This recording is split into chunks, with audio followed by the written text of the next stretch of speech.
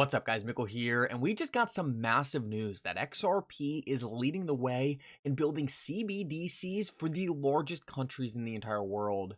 CBDCs are going to drive a massive amount of value into cryptocurrencies, and I want to show you why central bankers are saying that XRP is distinctly better for this task than tokens such as Ethereum and Avalanche. I also want to go over in this video an XRP community member who has sold all their XRP. I want to talk about what I think of this decision, talk through why I think this is happening. Guys, make sure to stick around till the end of the video to see that. You are definitely not going to want to miss it. Like always, guys, your support means so much to this channel. If you want to see more videos just like this, make sure to hit the like and subscribe button down below and turn on bell notifications. These three simple things are going to go such a long way in helping this channel grow, and it really does mean so much to me. If you guys ever need a good place to buy some XRP, make sure to check out my favorite exchange, Uphold, down in the description of this video. With that said, let's jump right into it, right after a quick word from the sponsor of this video.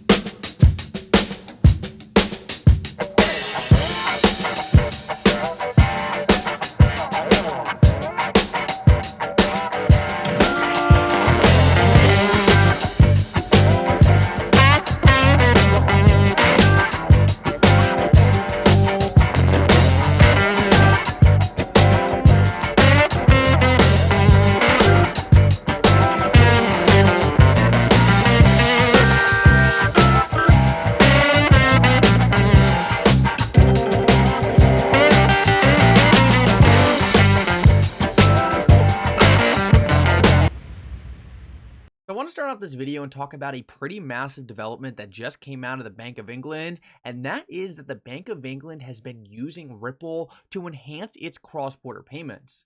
Now, I actually saw a tweet from Crypto Erie that they have been working with Ripple now for over 10 years. So not only is this obviously a very exciting development in that we now know that the Bank of England has been a very committed Ripple partner for 10 years now and likely has been using XRP, considering that 60% of all transactions run through XRP. So not only is this a very exciting development just for the fact that this is part of our bullish thesis for XRP. We want to see these big banks starting to utilize the platform. And I think this is just a great step in that direction, but maybe even more importantly, something that really caught my attention was that in this document where the Bank of England was saying that they have been using Ripple for the past 10 years, they went on to say that they also trialed different CBDC platforms using both Avalanche and Ethereum and didn't like the way they operated. Essentially, what the Bank of England was saying about Ethereum and Avalanche is that although their smart contracts make them very compelling for development, they're not that useful for CBDCs. Essentially, these platforms, both Ethereum and Avalanche, are just overly complex for what is needed in a CBDC. They seem to like the simplicity, the ease of use, the efficiency, and the scalability of the XRP ledger. Now, this is extremely exciting to me because as a tech guy myself, one of the most important things that I want to know is that XRP has the right tech to really dominate the financial system. That's something that's really hard to evaluate with so many different crypto tokens out there. You know, it's really hard to just look at the entire environment and say, oh, well, you probably do need smart contracts for a CBDC, you probably don't. And to be honest, the only thing the XRP ledger really lacks natively as of now, I know it's being added in the future, but the only thing the XRP ledger really lacks as of now is smart contracts. But the fact that the Bank of England is actually coming out and saying, hey, we actually preferred the XRP ledger because it was a lot more watered down, it was a lot easier to use for payments, is a massive reassurance to my bullish thesis. This shows that Ripple has had the right path all along in making sure the XRP ledger was perfectly suited for payments. This just really goes to show that Ripple has always been one step ahead, and this is just something that we love to see. There are so many things that are easier to evaluate in the crypto space, such as the SEC's BS case where they made up a bunch of claims, but evaluating which technology is going to gain mass adoption is something that is so hard to predict and something you just need to see play out. In my opinion, this right here is excellent reassurance that XRP really is being put in the perfect position to upgrade our current financial system. And not only is it just awesome to see that the Bank of England has been using Ripple for so long, but it's so reassuring to know that the XRP ledger is outperforming a lot of the other solutions out there. And the best part about all of this is it's not just me saying this. The head of CBDC development at Ripple, James Wallace, came out and said, the XRP ledger is the world-leading public blockchain which is built for payments and issuing currencies, so it's a natural fit for CBDCs. Guys, right now in the cryptocurrency space, we are seeing a lot of testing and we are seeing a lot of these big institutional players kind of getting their feet wet in crypto. Now, I see a lot of people overreact to different developments such as, oh, Visa is linking up with Ethereum to trial payments. I have a feeling that a lot of these different corporations are going to come to the same realization as the Bank of England did and realize that blockchains like Ethereum just aren't fit for institutional payments.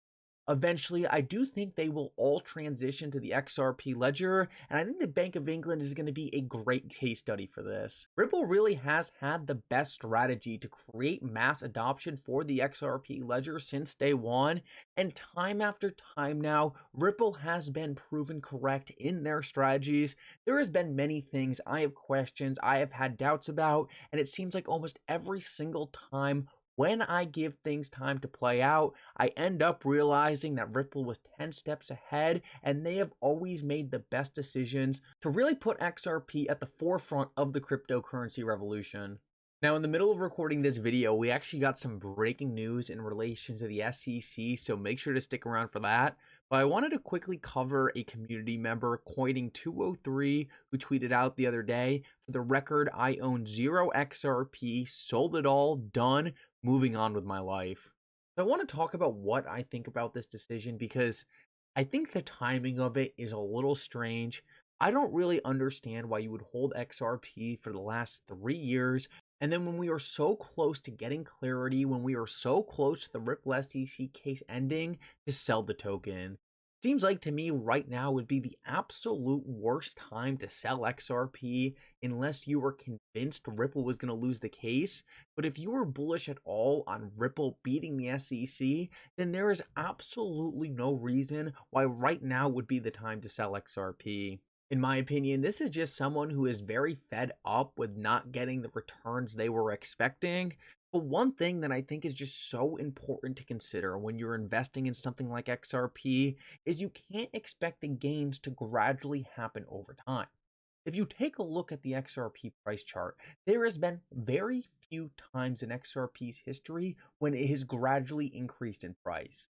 Almost every single time XRP has increased in price, it has blown up exponentially to the upside. And this has happened in a very short amount of time. Right now, we have not seen a massive move like that in XRP for a while, but that is typically the best indication that a big move is around the corner.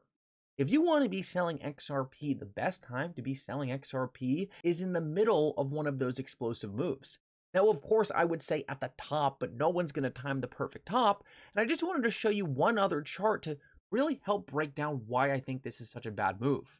I was an early investor in Tesla, and one thing you will notice if you take a look at the Tesla price chart is since the start of 2014 to late 2019, which is 5 years, the Tesla stock price barely moved.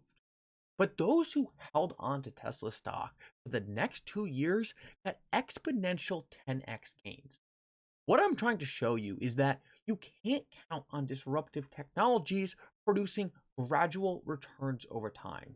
Typically, all the returns come at once and they come in a very quick fashion. Once Tesla stock price took off, there was zero opportunity to average in. The price ripped and anyone who was not buying it over the past 5 years was left in the dust. That same exact thing is likely going to happen to people who sell their XRP and then try to get back in. It just typically doesn't work well. From my experience, the best way to get big returns in some of these disruptive assets is just to hold it, forget about it, and dollar cost average in. And like I said, in terms of the timing on when this would happen, as I see it, some of the smartest lawyers in the industry, such as James K. Filan, have predicted that we will have a resolution to this case, or at least a decision from Judge Torres at the end of March. So I just don't personally see the logic in selling XRP right before this decision. If you have come all this way, why give up now? We're right around the corner from mass adoption in the cryptocurrency space, and we're right around the corner from the laws that are gonna allow that to happen. To me, it just seems like this would be the absolute worst time to make a decision like this. When I got involved in crypto, I was always under the assumption that this had to be an extremely long-term hold and that I was going to hold it for at least a 10 to 15 year time span to make sure that I didn't do anything like this and just get aggravated and sell when I really didn't wait for my entire bullish thesis to play out. I hope this really just helps you guys understand where your mental space should be at when investing into something like cryptocurrency. If you are expecting gradual returns over time, this is not the asset class you should be in. You should be looking at mutual funds, bonds, S&P 500. Cryptocurrencies, and no doubt, will give you exponential gains, but you can't expect them to do it on your own time frame. You have to wait, you have to be patient, but if you zoom out and look at the long-term price chart of almost any established cryptocurrency, the results speak for themselves. And guys, I want to finish this video off with some breaking news that just came out of Brian Armstrong. He just tweeted out that the SEC is trying to get rid of retail staking in the US. Now, I have no idea if this means all staking or just retail. This is further confirmation, if it is just retail, that the SEC and the government wants us out. If this is all staking, then I would be very careful of any proof of stake cryptocurrency. This could be a massive hit to Ethereum. Let's see how this plays out. It's absolutely absurd that the SEC is taking this stance. Let's see what happens. Anyway, guys, thank you so much for coming. I hope you enjoyed this update. If you did, make sure to like and subscribe. It really does mean so much. And for now, Mickle out.